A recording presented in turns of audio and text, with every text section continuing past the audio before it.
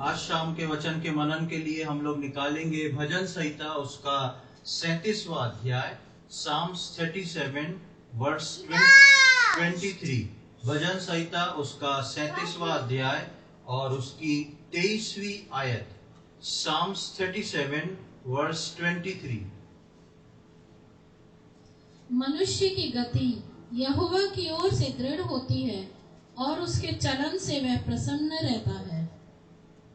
यहाँ पर हम इस आयत में देखते हैं कि मनुष्य की गति जो है वो यहोवा की ओर से दृढ़ होती है, यानी कि मनुष्य जब चलता है उसकी चाल को परमेश्वर जो है वो निर्धारित करता है।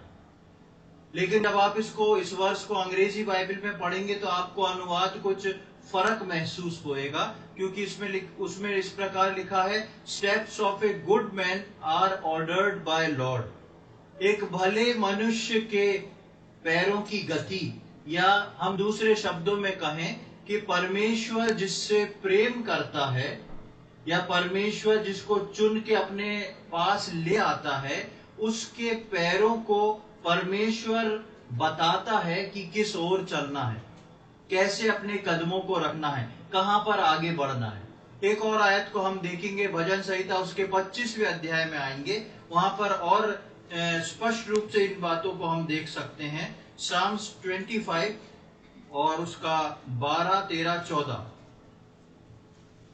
वह कौन है जो यहोवा का भय मानता है? यहोवा उसको उसी मार्ग पर जिससे वह प्रसन्न होता है चलाएगा। वह कुशल से टिका रहेगा और उसका वंश पृथ्वी का अधिकारी होगा। यहोवा के भेद को वही जानते हैं जो उससे डरते हैं, और वह अपनी वाचा उन पर प्रकट करेगा। अब देखें, हमने भजन 37 के 23 में पढ़ा था कि परमेश्वर उस व्यक्ति के पैरों की गति को बनाता है या पैरों की गति को गाइड करता है, बताता है, और वो जो है सुखमय हो जाता है, या उसकी फिर गति से जिसको वो परमेश्वर उसको बताता है उससे वो व्यक्ति प्रसन्न रहता है, और परमेश्वर उससे प्रसन्न रहता है क्योंकि वो परमेश्वर की बताई हुई गति के हिसाब से चल रहा है। जब हम 25वें अध्याय की 12वीं आयत को पढ़ते तो लिखा है, वो कौन है? ऐसे मनुष्य के लिए क्वेश्चन मार्क है, वो कौन है जो यहोवा का भय मानता है, यहोवा उसको उसी मार्ग पर जिससे वो प्रसन्न होता है चलाएगा। उसका अगर आप देखेंगे तो भजन 37 का क्लियरिफिकेशन जो है वो 25 के 12 में मिलता है। 37 में लिखा है कि steps of a good man are ordered by lord. परमेश्वर एक व्यक्ति के उसमें अनुवाद उतना अच्छा नहीं है, पर वहां पर लिखा है कि मनुष्य की गति यहोवा की ओर से दृढ़ होती है। और 25वें अध्याय की 12वीं आयत में जब हम आते हैं तो लिखा है, वो कौन है? ऐसा कौन मनुष्य है जिसकी गति यहोवा की ओर से दृढ़ होती है? यानी कि वो हर व्यक्ति नहीं है। हर व्यक्ति की गति को परमेश्वर दृढ़ नहीं करने पहुंच जाता। वो लिखा है कि वो कौन है जो यहोवा का भय मानता है, उसको उसी मार्ग पर जिसे वो प्रसन्न होता है चलाएगा। वो कुशल से टिका रहेगा, वो और उसका वंश पृथ्वी पर अधिकारी होगा। यहोवा का भेद को वही जानते हैं जो उससे डरते हैं। ये एक मिस्ट्री है, ये एक भेद है। क्या भेद है? कि परमेश्वर किसकी गति को सेट करता है। परमेश्वर जो है किसके पैरों को दृढ़ करके चलाता है। और इसीलिए जो 37 में लिखा है उसका 25 में हम क्लैरिफिकेशन देखते हैं कि पूछा गया है पर्टिकुलर कि वो कौन मनुष्य है जिसके लिए परमेश्वर ये काम करता है। कौन है वो जिसके लिए परमेश्वर इन कामों को करना चाहता है? परमेश्वर का भय मानने वाले की गति यानी कि स्टेप्स जो हैं को यहोवा तय करता है, उन पर अपनी वाचा प्रकट करके कुशलता से रखता है और उनको इस्तेमाल करता है। लेकिन ये एक मिस्ट्री है, एक राज है, एक गुप्त बात है कि ये किसके लिए करता है। हर कोई वचन खोल के पढ़ेगा, उसके लिए परमेश्वर उसके पैरों को दृढ़ नहीं कर देगा। हर उद्धार पाए हुआ विश्वासी के लिए परमेश्वर उसके पैरों को दृढ़ नहीं कर देगा। इसके पीछे एक भेद है, इसीलिए 25वें अध्याय में लिखा है वो कौन है, ऐसा कौन मनुष्य है जिसके लिए परमेश्वर उसके एक एक पग की चिंता करे कि अब जो वो कदम उठाएगा वो कदम कौन सा उठाएगा, किस प्रकार उठाएगा, कहां चलेगा। और परमेश्वर जिसके कदमों को दृढ़ कर देता है, निश्चित कर देता है, और जब एक व्यक्ति उन कदमों को उठाता है तो लिखा है परमेश्वर उनसे प्रसन्न होएगा। परमेश्वर उससे प्रसन्न होता है और अपनी वाचा को उनके ऊपर प्रकट कर देता है। अपने वाचा को, अपने वचनों को, अपने प्रोमिसेस को परमेश्वर जो है ऐसे व्यक्ति के ऊपर खोल देता है। जब हम 25 का 12वें में पढ़ते हैं तो उनको फिर यहोवा ही चलाता है, ऐसा व्यक्ति कौन बन सकता है। जिस व्यक्ति को यहोवा ही चलाता है, जिसकी गति परमेश्वर दृढ़ करता है, जिसके स्टेप्स को परमेश्वर ऑर्डर करता है कि तुमको यहां चलना है, यहां मुड़ना है, यहां रुकना है, ऐसा व्यक्ति कौन बन सकता है। ऐसा व्यक्ति जो है सबसे पहले एक विश्वासी बन सकता है, जो परमेश्वर के चुनाव में है, जो विश्वासी विश्वास में आया है, प्रभु यीशु मसीह को अपना उद्धारकर्ता के रूप में ग्रहण किया है। ऐसा व्यक्ति अगर चाहे तो, इसमें बहुत बड़ा भेद है। अगर परमेश्वर चाहे तो नहीं, हम देखते हैं सारी बातों में अगर परमेश्वर चाहे तो, लेकिन ऐसा व्यक्ति जिसके अंदर ये जलन और इच्छा हो कि मेरे पगों को, मेरे पैरों को परमेश्वर दृढ़ करे, परमेश्वर मेरे स्टेप्स को ऑर्डर करे, कहां मुड़ना है, कहां चलना है, कहां क्या करना है। ऐसा व्यक्ति जो है अगर कोई बनना चाहता है तो वो बन सकता है। वो परमेश्वर के चाहने पे नहीं, लेकिन विश्वासी के चाहने पर ज्यादा निर्भर करता है। जिस प्रकार हम सीख रहे हैं भजन 37 के 23 से के मनुष्य की गति जो है यहोवा की ओर से दृढ़ होती है, और भजन में हमने पढ़ा वो कौन है। वो व्यक्ति अगर बनना चाहे तो वो व्यक्ति एक विश्वासी है, जिसकी गति को परमेश्वर दृढ़ करना चाहता है। हम जब विश्वास में आ जाते हैं तो कई बार हमारा प्रश्न होता है कि किस प्रकार हम परमेश्वर में आगे बढ़े, या किस प्रकार हम परमेश्वर की इच्छा और योजना को समझते हुए अपने जीवन में पूरा करें। यदि आप इस इच्छा को रखते हैं कि परमेश्वर मेरी गति को निर्धारित करे, यदि आप इस इच्छा को रखते हैं कि परमेश्वर मुझे हर कदम पे बताए कि कहां मुड़ना है, कहां चलना है, तो आपकी इच्छा वो पूरी हो सकती है।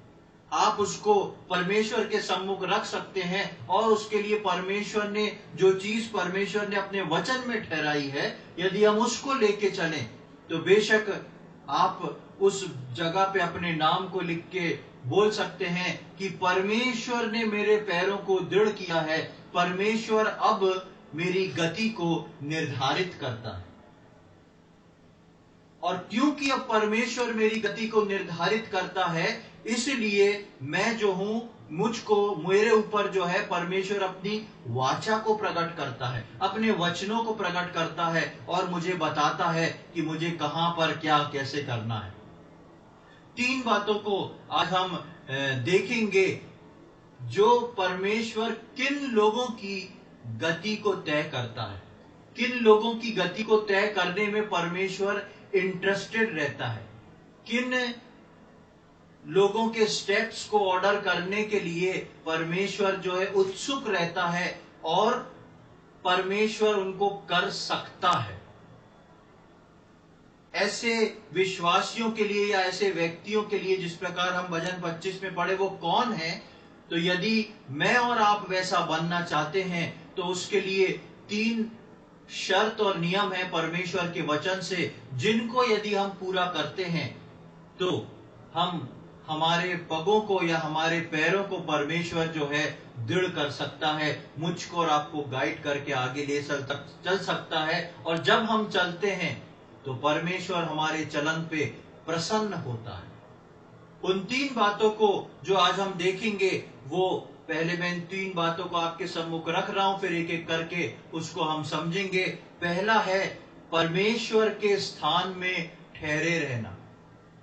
पहली बात आती है परमेश्वर के स्थान में ठहरे रहना।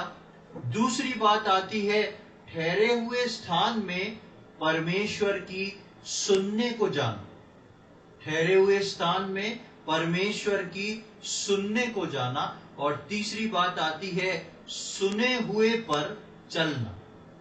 सुने हुए पर चलना। ये 2 नियम जो पहले के 2 हैं कि परमेश्वर के स्थान पर ठहरना और सुनने के लिए उस स्थान के समीप जाना या सुनने के लिए आगे बढ़ना, ये 2 चीजों को जब हम करते हैं तो परमेश्वर हमारी गति को निर्धारित करना शुरू कर देता है। और फिर जब हम उसके अनुसार चलते हैं तो सारी बातें हमारे जीवन में अपने आप पूरी होने लगती हैं।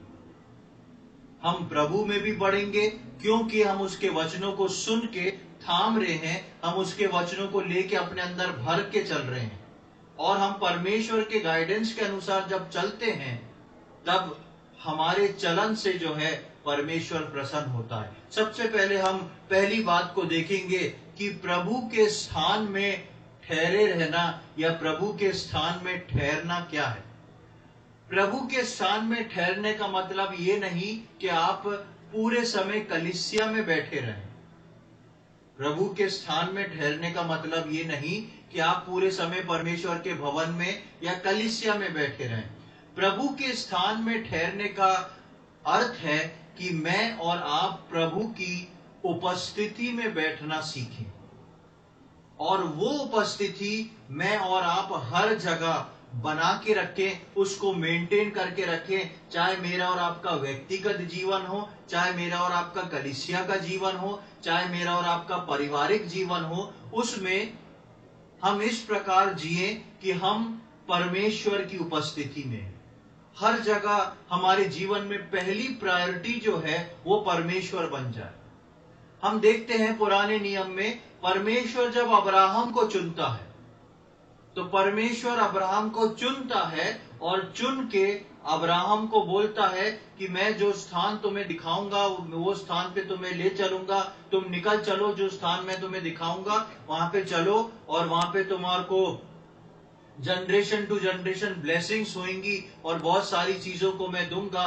और अब्राहम जो था परमेश्वर की आज्ञा के अनुसार परमेश्वर पे विश्वास रख के निकल चलता है। अब एक तरफा तो आप देखेंगे कि परमेश्वर ने बोला और अब्राहम चल दिया। अब क्योंकि अब्राहम चल दिया तो अब परमेश्वर का काम है, जो परमेश्वर ने उसको बुलाया है वो अब्राहम को दे। एक सीधी बात है, उसमें परमेश्वर अब्राहम से कोई भी शिकायत नहीं करेगा। परमेश्वर अब्राहम बोलेगा आपने बुलाया, मैं चल दिया, अब आपको उस स्थान पर पहुंचाना जो है वो आपका काम है। लेकिन हम वहां देखते हैं कि अब्राहम एक कार्य को करता है। इस पूरी यात्रा में अब्राहम एक काम को करता है। अपने चुने जाने के बाद, यानी कि परमेश्वर जब अब्राहम को बुलाता है तो उसका सारा जीवन जो है एक प्रकार की यात्रा में ही गुजर गया। तंबुओं में रहता था और यात्रा में एक जगह से दूसरी जगह, दूसरी जगह से तीसरी जगह, इन सारी यात्राओं में वो चलता रहा। अपने चुनाव के बाद यात्रा ही करता रहा, पर उसमें भी अपने परमेश्वर की उपस्थिति में बने रहने का वो प्रयत्न करता रहा ताकि वो उसकी सुन सके। मैंने जैसा पहले बताया अब्राहम के लिए ये इजी था, परमेश्वर ने बुलाया, अब्राहम चल दिया, अब परमेश्वर उसको पहुंचाए। अब परमेश्वर को जो बोलना है वो अब्राहम को बोलता जाए। लेकिन अब्राहम इस बीच में वो करता है जो परमेश्वर उसको नहीं बोलता। क्या करता है उसको हम देखेंगे। उत्पत्ति उसका 12वां अध्याय, बुक ऑफ जेनेसिस चैप्टर 12, उत्पत्ति उसका 12वां अध्याय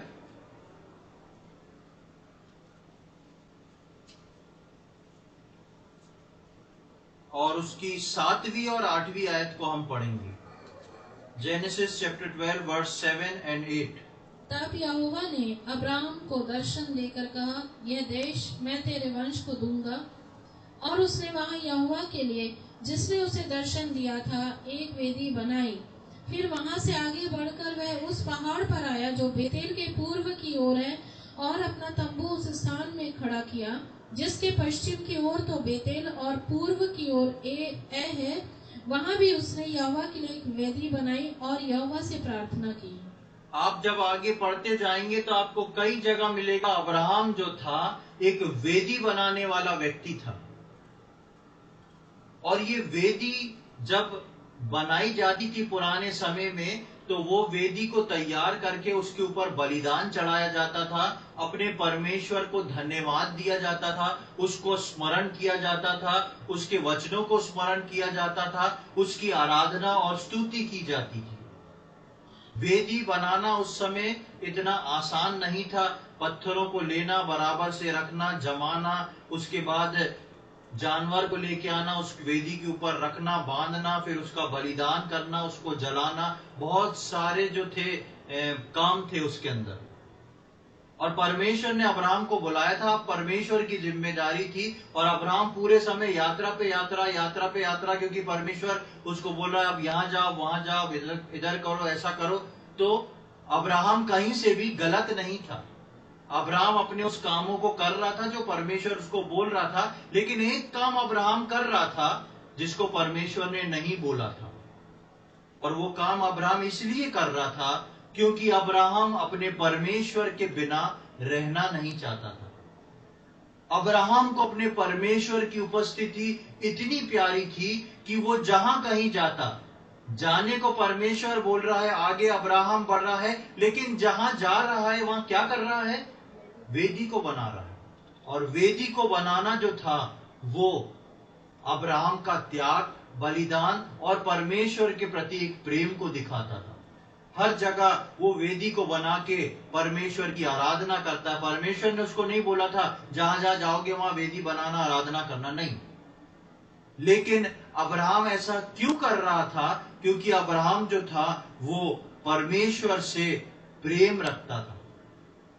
यात्रा के दौरान भी अब्राहम चाहता था कि मैं अपने परमेश्वर की उपस्थिति में बना रहूं, मैं उसकी उपस्थिति में ठहरा रहूं। इसीलिए जो पहली चीज मैं बता रहा हूं कि कौन है वो मनुष्य जिसके पैरों को यहोवा दृढ़ करता है या जिसको मार्गदर्शन देना चाहता है, उसकी पहली शर्त यह है कि चुना हुआ व्यक्ति हो। अब्राहम चुना हुआ व्यक्ति था, यानी कि आज के समय में उद्धार पाया हुआ व्यक्ति।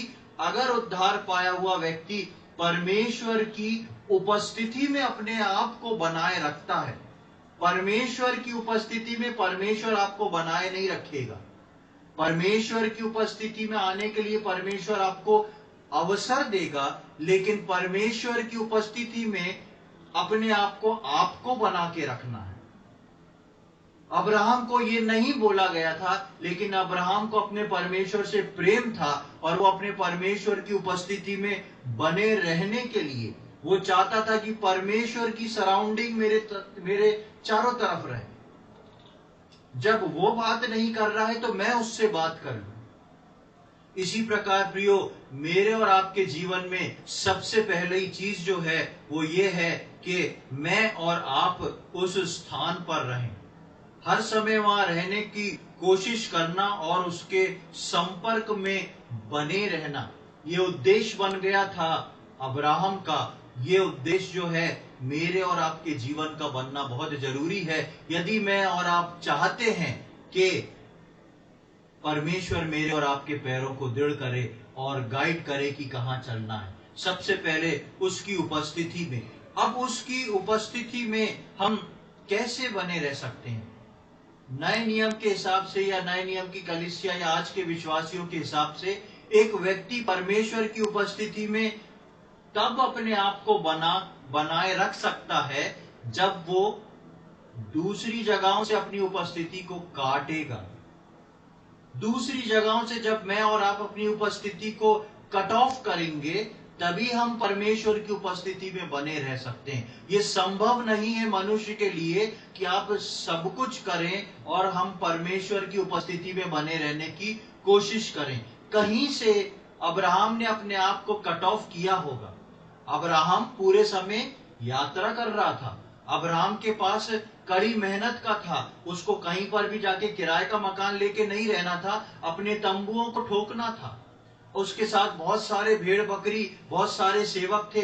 उसके पास बहुत सारा काम था। वो फ्री में नहीं घूम रहा था इधर से उधर। उसको अपने पूरे कुनबे के खाने पीने का इंतजाम करना था, क्योंकि परमेश्वर ने अब्राहम को बोला था तू चला जा, उसके कुनबे को नहीं बोला था। अब उसका पूरा कुनबा डिपेंड है अब्राहम के ऊपर। अब्राहम एक बड़ी जिम्मेदारी को लेके निकला है। पूरे इतना बड़ा कुनबा, इतनी बड़ी जिम्मेदारियां, इतनी भेड़ बकरियां, सारा काम अब्राहम के सर पे। बेशक उसके काम करने के लिए सेवक बहुत थे, लेकिन निर्णय सारे उसको लेना थे। इन सारी बातों को लेके यदि अब्राहम चलता तो वो 24 घंटे व्यस्त रहने वाला व्यक्ति होता। लेकिन उसमें से आप सोच के देखें, अब्राहम ने कुछ तो अपने जीवन से दूर किया होगा।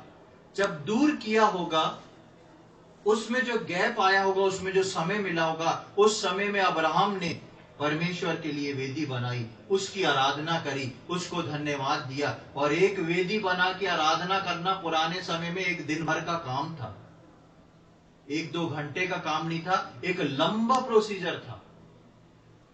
अब्राहम ने अपने इतने व्यस्त जीवन में किस चीज को कट ऑफ करा कि मैं परमेश्वर की उपस्थिति में पहले पाए जाऊं। प्रियो, मेरे और आपके जीवन में परमेश्वर की उपस्थिति में पाने के लिए कुछ स्थान को हम खुद अपने जीवन में इस बात को सोच के देखें, कौन सा स्थान मैं खाली करूं जिस स्थान पे मैं परमेश्वर की उपस्थिति में रह सकूं। चाहे वो आप अपने घर में क्यों ना टाइम बिता रहे हो, आप परमेश्वर की उपस्थिति में कैसे अपने आप को कुछ चीजों को काट के अलग करके ले सकते हैं। और न केवल उस स्थान पर, लेकिन उस स्थान पर बने रहना। ऐसा नहीं कि एक दिन शौक आया, एक दिन इच्छा हुई तो उसको शुरू कर दिया और उसके बाद हम उस ठहराए हुए स्थान पे या परमेश्वर की उपस्थिति में बने नहीं हुए हैं। अब्राहम जो था, अपनी पूरी यात्रा में वेदियां बनाता रहा और परमेश्वर को प्रसन्न करता रहा, उसकी उपस्थिति में बना रहा। और यहाँ तक कि हम देखते हैं कि वेदी बनाने का और परमेश्वर की उपस्थिति का उसको इतना ज्यादा लगाव था कि जब परमेश्वर उससे बोलता है अपने इकलौते पुत्र इसहाक को चढ़ा दे बलिदान, तो उसके लिए भी अब्राहम रुकता नहीं है, उसको लेके चलता है। उसके लिए भी एक जमा के सुंदर वेदी को बनाता है, क्योंकि अब्राहम परमेश्वर की उपस्थिति में रहना पसंद करने वाला व्यक्ति था। प्रियो, मेरे और आपके जीवन में मुझको और आपको सबसे पहले, यदि मैं और आप चाहते हैं कि हम परमेश्वर हमारी अगुवाई करे, परमेश्वर हमारे पैरों को दृढ़ करे, और वो वचन जो हमने भजन 37-23 में पढ़ा कि steps of a good man are ordered by God, अगर आप चाहते हैं कि मेरे और आपके लिए ये हो, तो सबसे पहला उसका काम है कि मैं और आप उसकी संगति में या उसकी उपस्थिति में बने रहें। उस उपस्थिति और संगति में बने रहने का 3 मुख्य जगह हैं। पहली चीज व्यक्तिगत संगति, यानी कि एक विश्वासी की परमेश्वर के साथ एक व्यक्तिगत संगति। हमारा पर्सनल टाइम परमेश्वर के साथ हर रोज होना बहुत आवश्यक है। चाहे आप थोड़ा समय बिताएं, चाहे ज्यादा समय बिताएं, लेकिन आपका पर्सनल रिलेशनशिप परमेश्वर के साथ होना बहुत आवश्यक है हर रोज। वो है पहली संगति, या उसको दूसरे शब्दों में हम बोल सकते हैं कि व्यक्तिगत रूप से परमेश्वर के सम्मुख उपस्थित रहना। दूसरी बात जो है कलीसियाई संगति। एक विश्वासी के लिए उस व्यक्तिगत संगति के बाद जो है कलीसियाई संगति बहुत आवश्यक है, कि हम कलीसिया की मीटिंग्स में उपस्थित रहें और परमेश्वर के उस स्थान में उपस्थित रह के परमेश्वर के उस स्थान में ठहरे रहें और उसकी ओर देखते रहें। हमारी उपस्थिति जो है वो कलीसिया में दर्ज नहीं हो रही है, हमारी उपस्थिति जो है वो परमेश्वर की उपस्थिति में दर्ज हो रही है। तीसरी संगति जो है वो विश्वासियों की संगति है, और ये बहुत खास है। क्यों खास है? एक व्यक्ति यदि व्यक्तिगत संगति या एक विश्वासी यदि व्यक्तिगत संगति परमेश्वर के साथ करता है, अच्छी बात है। कलीसियाई संगति परमेश्वर के साथ करता है, वो और भी अच्छी बात है। लेकिन तीसरी संगति जो है वो कलीसिया के विश्वासियों के साथ संगति। आपकी संगति हफ्ते भर व्यक्तिगत और कलीसिया की संगति के अलावा किन लोगों के साथ होती है वो बहुत मायने रखता है। किन लोगों की बातें आपके ऊपर प्रभाव छोड़ती हैं वो बहुत मायने रखता है। आप किस काम को हर रोज सबसे ज्यादा करते हैं वो आपके ऊपर बहुत प्रभाव डाल सकता है। वो आपको परमेश्वर की उपस्थिति में बैठने से मुश्किल कर सकता है। इसलिए व्यक्तिगत संगति, कलीसियाई संगति और विश्वासियों की संगति होना बहुत जरूरी है। मेरे और आपके जीवन में ऐसे विश्वासी भाई बहन, ऐसे विश्वासी मित्र हों जिनके साथ हम संगति कर सकें।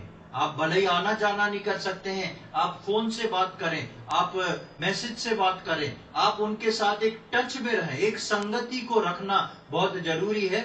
ये तीनों संगति मिलके ही एक विश्वासी को परमेश्वर के स्थान में उपस्थित रखती है। जो मैंने पहली शर्त बताई, पहला पॉइंट बताया कि परमेश्वर के स्थान में उपस्थित रहना।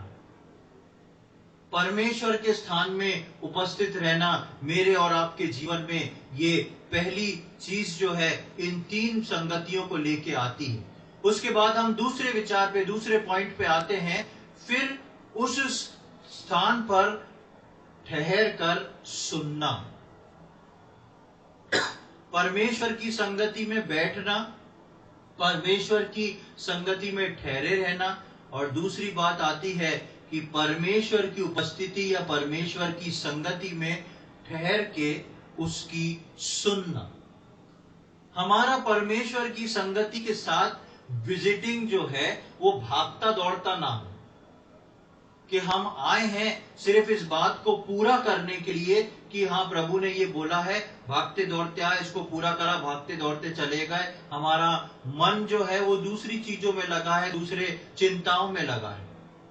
जब जब हम परमेश्वर की उपस्थिति में आके बैठे, चाहे वो व्यक्तिगत संगति हो, चाहे वो कलीसियाई संगति हो, चाहे हम किसी विश्वासी के साथ संगति कर रहे हो, इन सारी संगति में हम परमेश्वर की उपस्थिति में बैठ रहे हैं। और जब हम इन उपस्थिति में बैठ रहे हैं तो वहां पे एक ठहराव हमारे जीवन में होना जरूरी है। एक पॉज लगना हमारे जीवन में जरूरी है कि हम थोड़ा बैठ सकें। जब उस जगह पर हम ठहरना और बैठना सीखते हैं, उसके बाद जो है परमेश्वर कुछ बोलता है। उसके बाद जो है परमेश्वर कुछ बोलता है और तभी मैं और आप उसको सुन पाते हैं। एक आयत को देखेंगे, पहला सामुएल उसका 3 अध्याय, 1 सैमुएल चैप्टर 3, पहला सामुएल उसका 3 अध्याय और उसकी पहली 4 आयतों को हम पढ़ेंगे। 1 सैमुएल चैप्टर 3 वर्स 1 to 4। वह बालक शमूएल एली के सामने यहोवा की सेवा टहल करता था। उन दिनों में यहोवा का वचन दुर्लभ था और दर्शन कम मिलता था। और उस समय ऐसा हुआ कि एली की आंखें तो धुंधली होने लगी थी और उसे न सूझ पड़ता था। जब वो अपने स्थान में लेटा हुआ था और परमेश्वर का दीपक अब तक बुझा नहीं था, और शमूएल यहोवा के मंदिर में जहाँ परमेश्वर का संदूक था लेटा था, तब यहोवा ने शमूएल को पुकारा और उसने कहा, क्या आज्ञा? हाँ, इसकी 10वीं आयत को भी पढ़ें, 10th वर्स। तब यहोवा आ खड़ा हुआ और पहले के समान पुकारा, शमूएल शमूएल। शमूएल ने कहा, कह, क्योंकि तेरा दास सुन रहा है। यहाँ पर आप जब दूसरा अध्याय, पहला दूसरा अध्याय पढ़ेंगे, खासकर दूसरे अध्याय के 18वीं आयत से पढ़ेंगे तो आपको पता पड़ जाएगा कि शमूएल जो है वो बचपन से छोड़ दिया गया परमेश्वर के उस मंदिर में।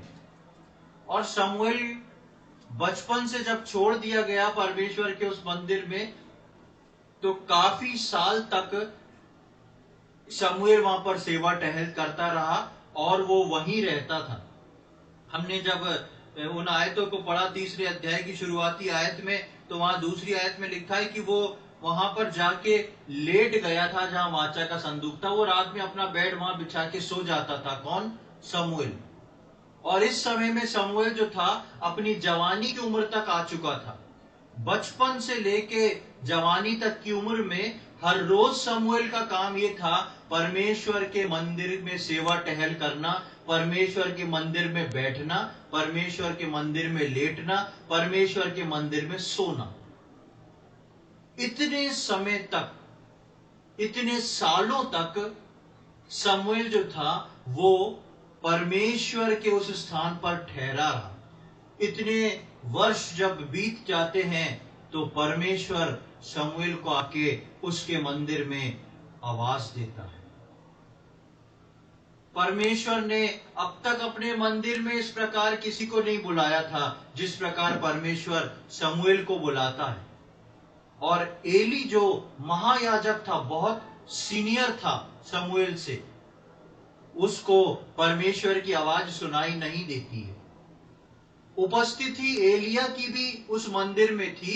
आप यदि इतिहास को पढ़ेंगे या उसको देखेंगे तो एली जो था, एली याजक जो था, वो उस मंदिर का सीनियर महायाजक था और वो उस मंदिर पर कुर्सी डाल के बैठा रहता था। उसके दरवाजे पे लोग आते थे, उसको ऑब्लाइज करते थे, उससे पूछते थे, बात करते थे। बहुत सीनियर व्यक्ति था वो। लेकिन परमेश्वर की उपस्थिति में रहते हुए भी एली जो था वो अनुपस्थित था परमेश्वर की पवित्रता और आज्ञा से। लेकिन उसी मंदिर में एक जवान लड़का जो कि शमूएल है, वो शारीरिक रूप से भी उपस्थित है और आत्मिक रूप से भी उपस्थित है। इसलिए परमेश्वर जब पुकारता है तो परमेश्वर सीनियर को नहीं पुकारता, परमेश्वर उस छोटे लड़के शमूएल को पुकारता है। क्योंकि शमूएल की उपस्थिति मन और आत्मा दोनों से थी। हमको न केवल प्रभु के स्थान पर ठहरना है पर सावधानी से सुनना भी है। अब्राहम के विषय में हम पढ़ रहे थे कि वो परमेश्वर के स्थान अपने जीवन में बना के एक ठहराव को रखता था।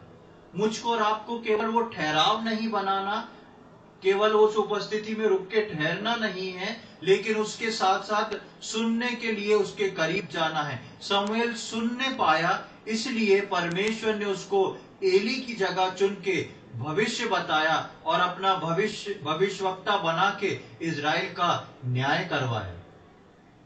शमूएल के सुनने के कान थे, इसलिए शमूएल जो है सुन पाया।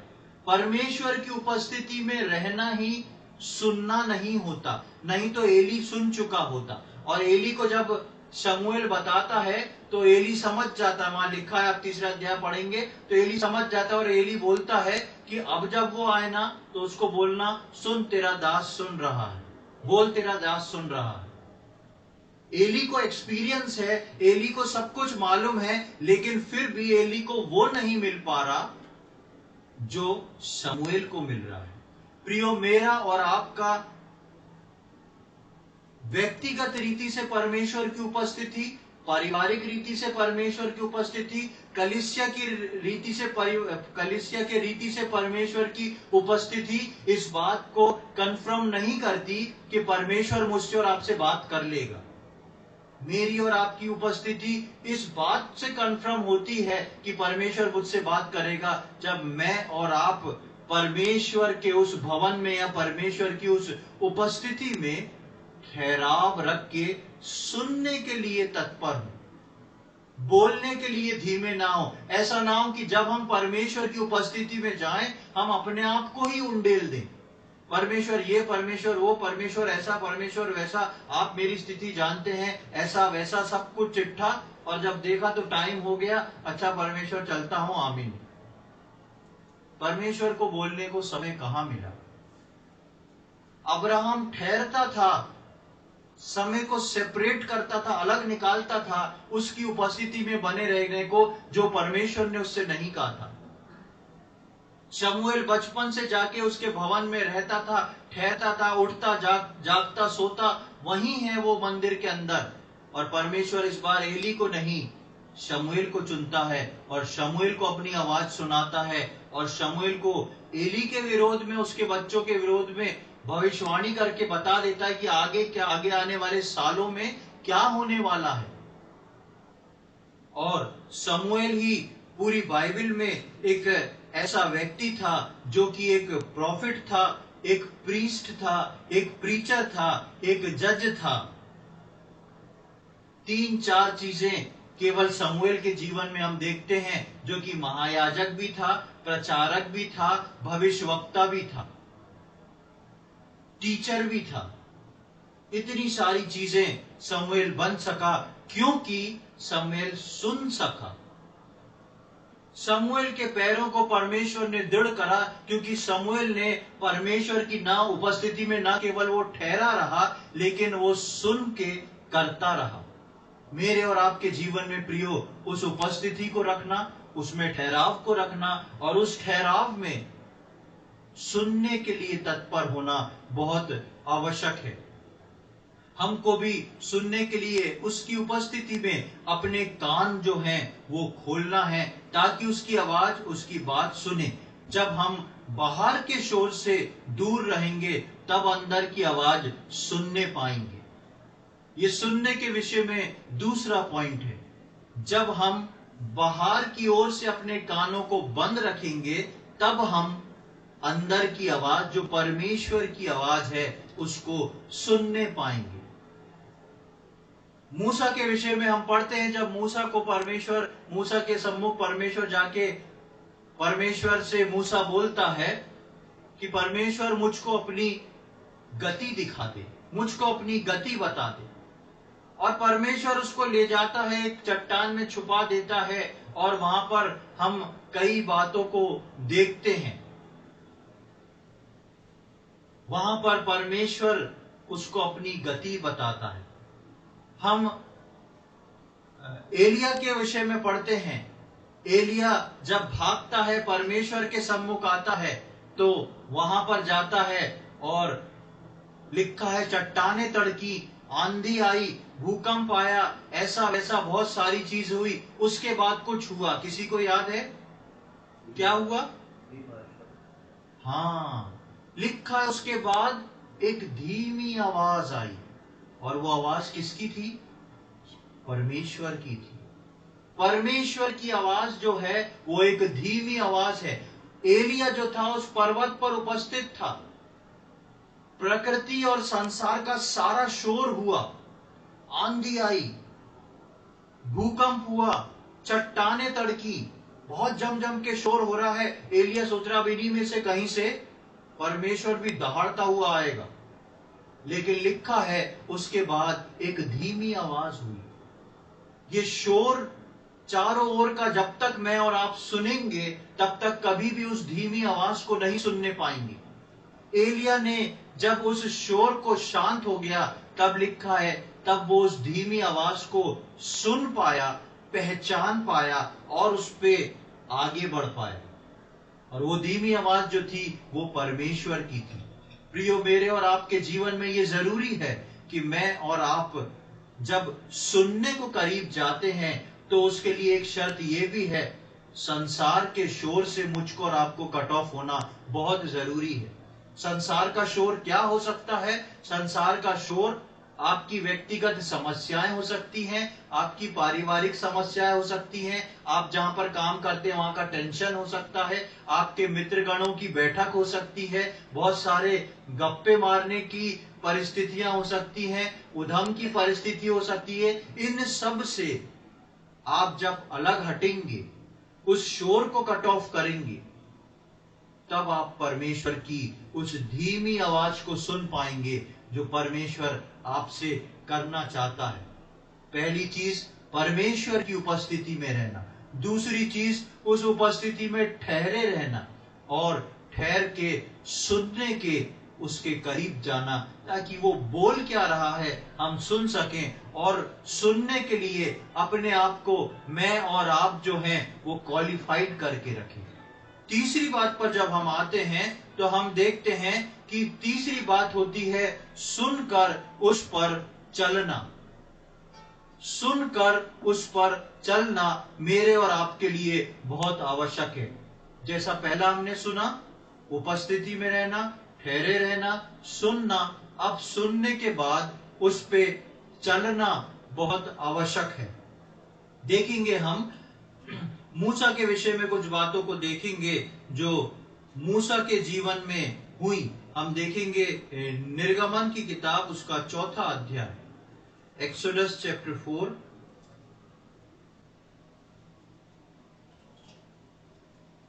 निर्गमन उसका 4 अध्याय और उसका 15, 16 और 17 हम पढ़ेंगे। Exodus chapter 4 verse 15, 16 and 17। यहाँ पर इस प्रकार लिखा है, इसलिए तू इसे ये बात सिखाना और मैं उसके मुख के संग और तेरे मुख के संग होकर जो कुछ तुम्हें करना होगा वो तुमको सिखलाता जाऊंगा।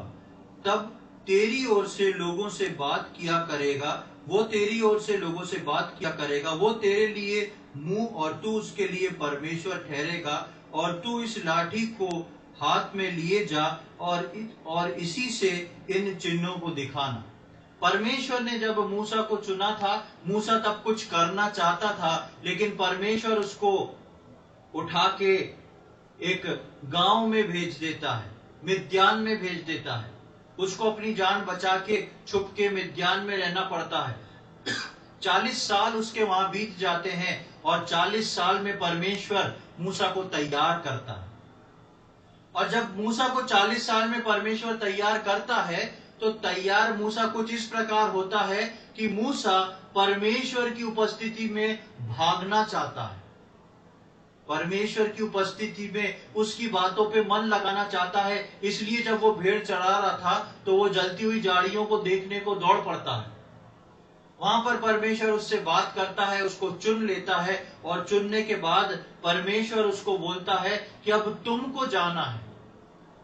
उसके जीवन में परमेश्वर की उपस्थिति, परमेश्वर का ठहराव दोनों काम हो चुका है। अब परमेश्वर ने उसको बोल दिया है और उसका जो परमेश्वर ने बोला है वो मूसा ने सुन लिया है।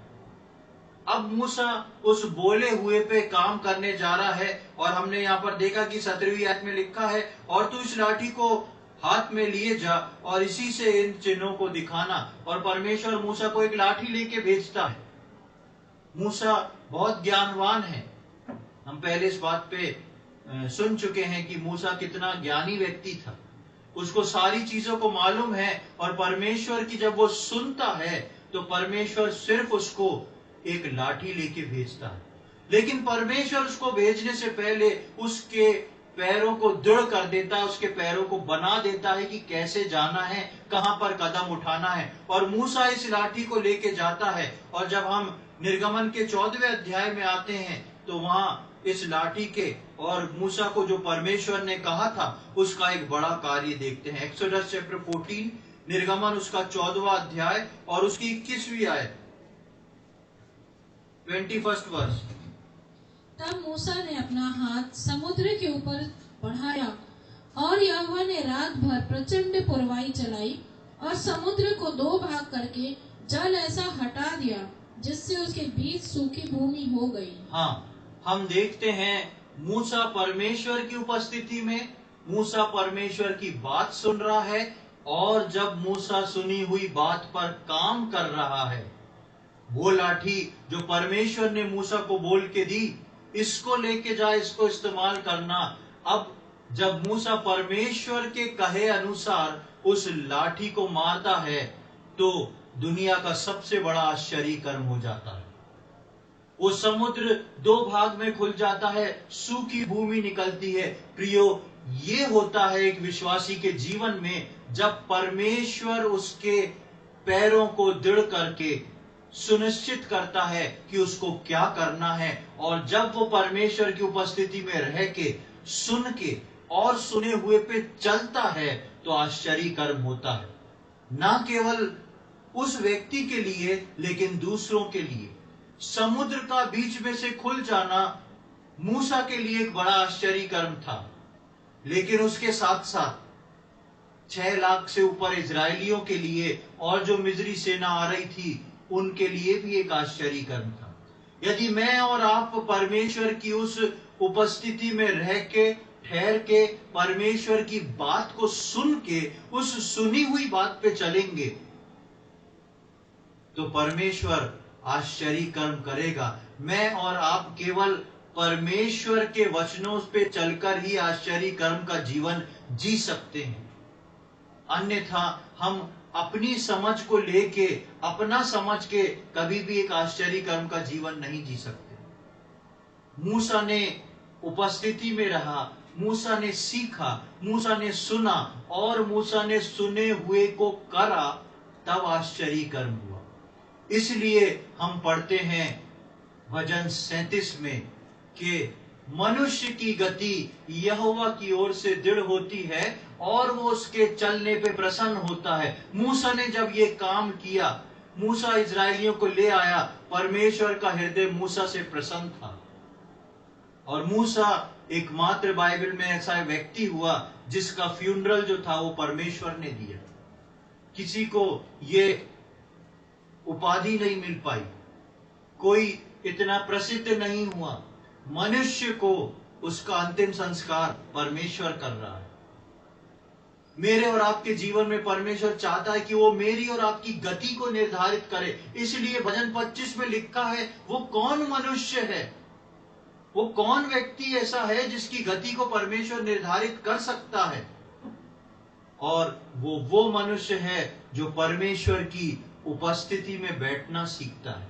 व्यक्तिगत, कलीसियाई और विश्वासियों की संगति में, संगति परमेश्वर की हो, अलग अलग रूप हो सकते हैं, लेकिन मुझको और आपको उस स्थान पर बैठना सीखना है।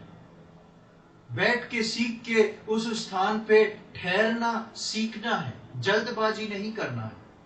जब ठहरेंगे तब मैं और आप उस धीमी आवाज को सुनेंगे जो सिर्फ और सिर्फ एक्सक्लूसिवली सिर्फ मेरे और आपके लिए होगी, सिर्फ मेरे और आपके लिए होगी, दुनिया में किसी और के लिए नहीं होगी। और जब उस बात को हम करेंगे तब वो सिर्फ मेरे लिए नहीं, पूरी दुनिया के लिए हो जाएगी। परमेश्वर ने जब मूसा को कहा था तो परमेश्वर ने मूसा को लाठी सिर्फ मूसा को दी थी। मूसा ने कहे हुए पे काम किया, लाठी को मारा। आश्चर्य कर्म मूसा के लिए नहीं हुआ, मूसा के साथ साथ सारे इजरायली, सारे मिस्र और तब से लेके आज तक की जनरेशन उसको पढ़ रही है, विश्वास कर रही है, हम सबके लिए हो गया। प्रियो, प्रभु ने मुझको और आपको इसीलिए रखा है। आगे आने वाले समय में परमेश्वर हम में से प्रत्येक की सहायता करे कि मैं और आप वो व्यक्ति बन जाएं, भजन 25 के व्यक्ति बन जाएं, जिस प्रकार वहां लिखा है। वो कौन मनुष्य है, वहां पे मैं और आप अपना नाम लिख के बोलें, वो मैं हूं, वो मैं हूं जो परमेश्वर की उपस्थिति में बैठूंगा, वो मैं हूं जो परमेश्वर की उपस्थिति में ठहराव को लूंगा, वो मैं हूं जो अपने आप को दुनिया के शोर से कट ऑफ करके उसकी आवाज सुनूंगा, और वो मैं हूं जो उसके सुने हुए पे चलूंगा और उन आश्चर्य कर्म को अपने जीवन में देखूंगा। परमेश्वर इन वचनों को समझने में हम में से प्रत्येक की सहायता करे। प्रभु के नाम की महिमा हो। आइए हम प्रार्थना करेंगे। प्रभु जी, हम धन्यवाद देते हैं इस सुंदर समय के लिए। एक और बार आपने हमारे जीवन में ये समय दिया। प्रभु, आज के वचन के लिए हम हृदय से धन्यवादित हैं। प्रभु जी, हम जिस प्रकार वचन में देख रहे थे, पढ़ रहे थे, सुन रहे थे, प्रभु जी, कितना ही धन्य वो व्यक्ति है जो प्रभु जी जिसके पगों को आप निश्चित करते हैं। जिस प्रकार प्रभु आपका वचन बोलता है कि मनुष्य की गति परमेश्वर निर्धारित करता है। प्रभु जी, हम आज सुने हुए सभी लोगों को आपके हाथों में सौंपते हैं, जो आज इन वचनों को सुने हैं, जो आगे आने वाले समय में इन वचनों को सुनेंगे। एक एक जन के लिए हम प्रार्थना और विनती करते हैं। प्रभु जी, आप अपनी गति हमको सिखाएं। प्रभु, हम एक एक व्यक्ति के लिए प्रार्थना करते हैं प्रभु कि आप अपनी बड़ी दया को दिखाएं, कि आने वाले समय में हम प्रभु आपकी उपस्थिति में रहने पाए। हम आपके उस उपस्थिति में ठहराव को पाएं, हम उस ठहराव को पाके आपकी उस धीमी आवाज को अपने जीवन में सुन के उस पे कदम उठा के चलने वाले हो सकें। प्रभु जी, एक एक विश्वासी के लिए, एक एक वचन सुनने वाले के लिए हम प्रार्थना करते हैं, ये वचन सभी के अंदर देहधारी होने पाए और 100 गुना फल लाने वाला हो सके, फलवंत हो सके। प्रभु जी, सबको एक तैयारी का आत्मा दे। प्रभु जी, जो लोग किसी कारणवश कठिन परिस्थितियों में हैं, जो कि प्रभु आपकी उपस्थिति में उतने समय को नहीं दे पा रहे हैं, नहीं बैठ पा रहे हैं, प्रभु जी उनके लिए हम प्रार्थना और विनती करते हैं प्रभु जी कि आप उनके जीवन में उस मार्ग को खोल के दें कि आज से प्रभु जी वो आपकी उपस्थिति में बैठने लगे, समय आपको दे सके, दुनिया की बातों से अपने आप को कट ऑफ करके आपकी उस धीमी आवाज को सुन के अपने जीवन में न केवल अपने लिए लेकिन दूसरों के लिए भी आश्चर्य कर्म का कारण बन सके। प्रभु जी, प्रत्येक जन को हम आपके हाथों में सौंपते हैं। आप वचन के अनुसार सबको लिए चलें, वचन के अनुसार सबकी अगुवाई करें, ताकि आपके आगमन से पहले प्रभु जी हर व्यक्ति अपनी उस सेवा को जो आपने उनके जीवनों में ठहराई है उसको पूरा करने वाला हो सके। आपने प्रार्थना को सुना, उसके लिए हम धन्यवाद देते हैं। ये सारी बातें अपने उद्धारकर्ता प्रभु यीशु मसीह के पवित्र और मीठे नाम से मांगते हैं, आमीन।